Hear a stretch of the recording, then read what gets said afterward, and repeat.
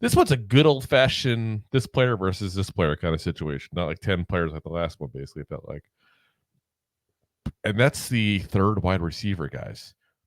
And I'm calling it that, but in reality, it's the speed demon wide receiver. I'm going to call it there because that's what they both play the same role. These two guys, correct, and that's Darius Slayton and Jalin Hyatt. You know, Darius Slayton has been a consistent force. Well, I shouldn't necessarily force, but a consistent presence for the New York Giants. Fair. 5 years in now, 4 of the 5 years, 700 yards. At least. If I remember correctly, it was like 725 to 780 was the range for those 5 years. But I was going to say that's about average. It's better. Yeah. So he's averaging 670 yards for his career. That's you're a legit NFL receiver at that point, guys. That's a legit NFL receiver. Anytime you can consistently go over 500 yards in a season, you've made it. Especially with the offenses that he's been in. Exactly.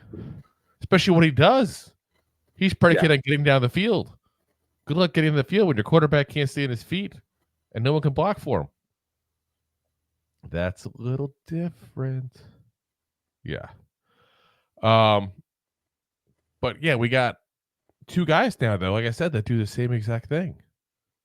So you got Darius Slayton, who, again, been a consistent 700-yard guy there. Seemed to have fixed his drop issues last year. That's a big one for me. That was like the one issue I had with Darius Slayton. Like, he did not have the drops. And I don't think that's talked about enough. Like, we got to give the guy credit. We love to bash players when they make mistakes. And I get it. That's part of being a fan. We have every right to do it. I'm not knocking people for doing it. Have your opinion. Be a basher. Do what you want. But in the end, you got to give people props when they fix mistakes too. And this guy fixed what was an obvious, glaring, huge mistake there for him. Was dropping the ball when it hit him right in the numbers, touch his hands, fall to the ground. Happened quite often. Didn't happen last year. He's got the chemistry also with Daniel Jones. You know, all things to like here. Here's the problems you run into, though. He's in the last year of his contract, and we don't really know if he's in the long-term plans. Let's be honest, he wanted extra money this year. They gave him $500,000.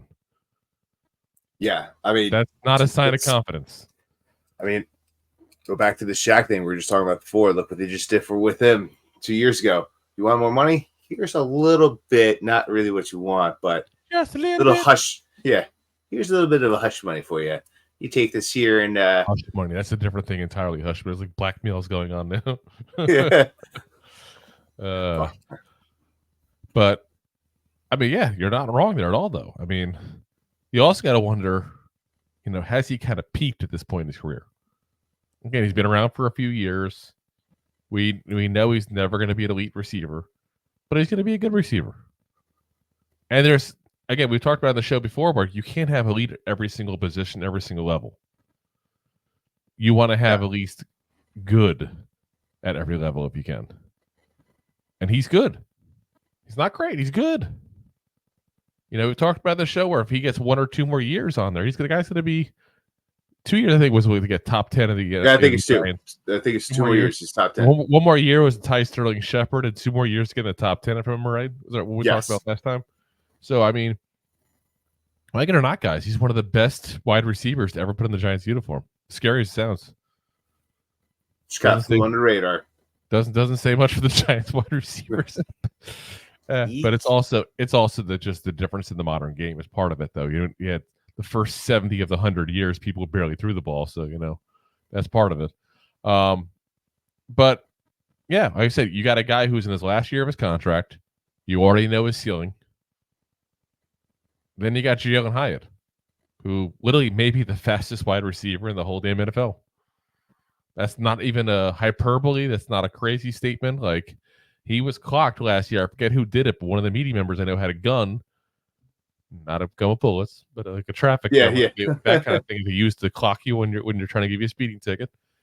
And they clocked him at 24 miles an hour. I think it was, right? Yeah, it was just above Waddle or no, Hill, just above Hill. So, yeah, that's pretty impressive there, guys. When you can say you're the best of anything in the NFL, And speed. Whew, you can't teach speed, guys. Nope. You got it or you don't. Trust me, I know. I'm the slowest MFer you ever see in your life. I start running. It's like Daniel Jones looks graceful. The Daniel Jones that's falling down before he hits the end zone. That's like what I strive to be. That's what I strive to be. Yeah, it's I'm like huffing and puffing after 5 hours. I mean, 5 hours, 5 yards, 5 steps. 5 steps. Yeah. Oh my God. I did a 2-step dance number one time. I didn't make it to the second one. But he's got a higher ceiling potential as well. I mean, the guy's a Fred Blindekoff award winner in college. He hasn't reached his peak in any way, shape, or form, guys. Any way, shape, or form. And this is a guy that, and maybe it's just the way I like to analyze players. I don't like to make crazy statements. I don't, because I feel like people do it all the time and they look stupid because you have no clue. I'd rather people tell me I have no clue. Jalin Hyatt ceiling, I have no clue, guys. No clue. If I had to guess, his ceiling's anywhere from 6 to 900 to 1,000 kind of yard per season guy. I don't think he'll ever be a crazy Pro Bowl receiver, but I think he'll be a guy who'll average anywhere from, just under 1,000 down to like 600 yards, around there, and that's a decent wide range, guys. In the NFL world, that's a pretty wide range. So I don't know which way he's going to be, but all I know is 1,000 is better than 700. Yeah, wrong. Call me crazy. The math's not difficult, but it's like you're almost like he's got a higher potential ceiling. But he also, we knew this coming out of it, he was projected as a project because of the offense Tennessee ran when he was in college. That's not his fault. It's where he came from. I remember when you and I were talking about him coming out of college and we did our draft preview, we talked about him as a profile on him.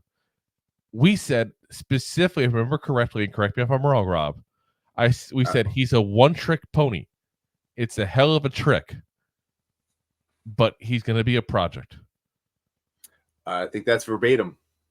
And it's kind of scary if it is, but but that's what we said coming out. And listen, that's kind of what he was. He was a fast guy. He didn't do a lot of short routes, and he had Darius Slayton ahead of him. So he ended up with 300 and some odd yards and not a single touchdown. That's a disappointment. I'm sorry, it is. I know some people will sit there and tell you, oh, it's because Daniel Jones couldn't throw the ball far. No, because the offensive line couldn't block. Didn't stop Darius Slayton. Yes. So, I mean, just to go back there and play devil's. I'm saying it's there. They're on the same team. They have the same issues. Just to play devil's advocate. What are you going to do? Al Pacino again?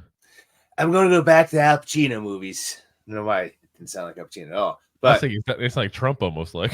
Yeah. He was very good. But Slayton was better, but he was still pretty good. But if we're going to go back and we're going to be, I'm going to play devil's advocate, right?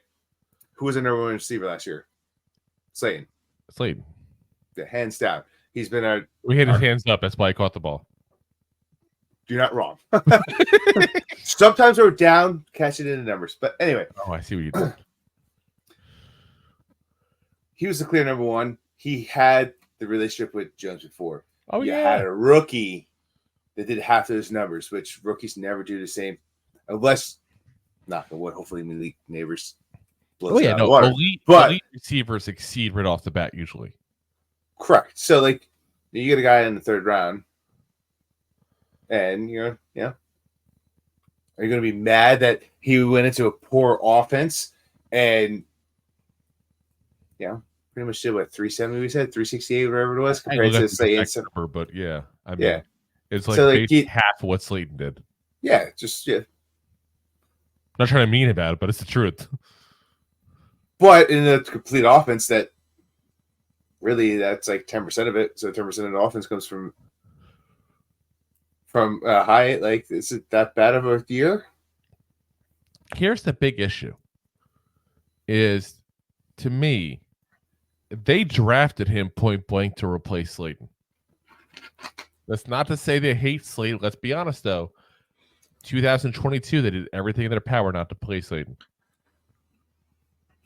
Also, now you look at the market for receivers. You're gonna have to pay Slayton X amount, even though they didn't want to pay him as much. He was on the free agency just last year, and nobody wanted him. It seemed. I don't understand that at all. I really don't, guys.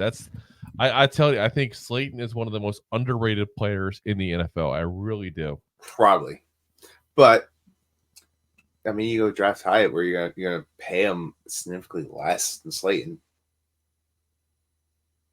But you also get half the production, and that's what like I said.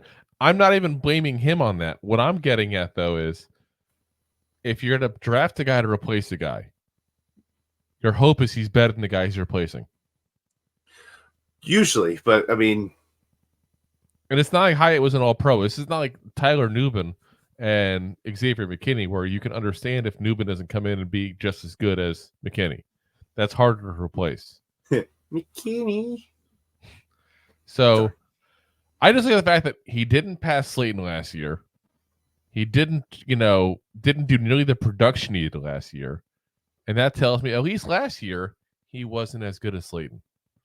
So the question basically is he going to be better this year? And I think time will tell. I think they'll try to use Hyatt more and more. We talked about before that the offensive line should be better. Daniel Jones will hopefully play a whole lot better. And that's going to help Hyatt as part of that. I just think you can't ignore what kind of chemistry Slayton and Jones have. They do. They got a little bromance going on, guys. They do. They go movie nights on Tuesdays. Yeah. It's beautiful. Mostly tear jerkers, a little chick flick action. Yeah. I little sushi on Thursdays. So I think you'll see some production increase from Hyatt, but I just don't see him overtaking Slayton. I think next year is the year he overtakes Slayton because I don't think Slayton will be here. Yeah, it's kind of hard to fight for your job when you're not here. Exactly. I beat him. He's not even here, but I beat him. Yeah. That's what it'll be like. Look what I did.